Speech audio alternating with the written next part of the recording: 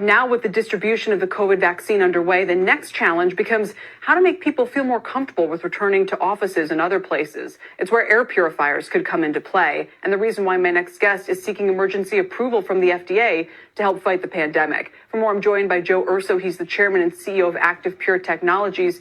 Joe, welcome. And what do you need FDA approval for specifically? Thanks, Kelly. Well, FDA approval is very important because that clearance gives the assurances to people that you're bringing medical grade protection to everyday places like businesses and schools and homes.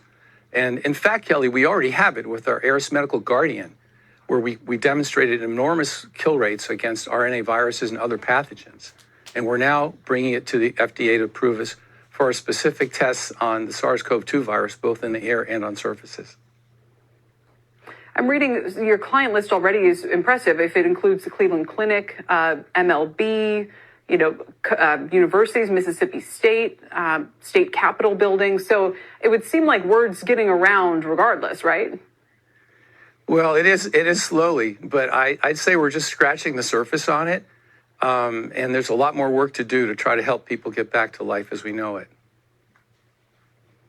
What specifically does your air filter do? So for those of us who are concerned about going back into a restaurant, is it the kind of peace of mind where I say, okay, well, I'm okay going into a restaurant that has an air purifier in it, but I'm not with one that doesn't, for example. Is it that kind of get out of jail free card, or does it not quite, make things perfectly safe? I'm sure nothing can.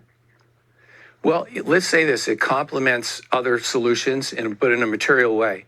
We recently got our test results back from the University of Texas Medical Lab, where we killed 99.9%, more than that actually, of the SARS-CoV-2 virus that was nebulized at over 10 million particles per milliliter.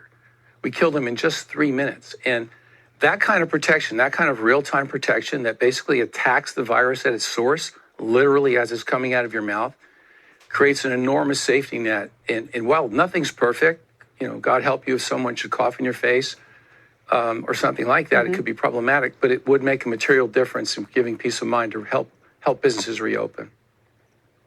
But do you think if this were widely deployed, that would actually go a long way towards getting us back to normal, no matter what's happening with vaccines and so forth? Well, I do. I really do. And I think what we're seeing, Kelly, right now, and working with government agencies and other major businesses, is that this type of solution has become almost an expected level of protection for patrons and their employees. So I do believe that this technology will, in fact, become ubiquitous over time, as people become more aware of, as we are now, of the risks that we have from airborne pathogenic diseases.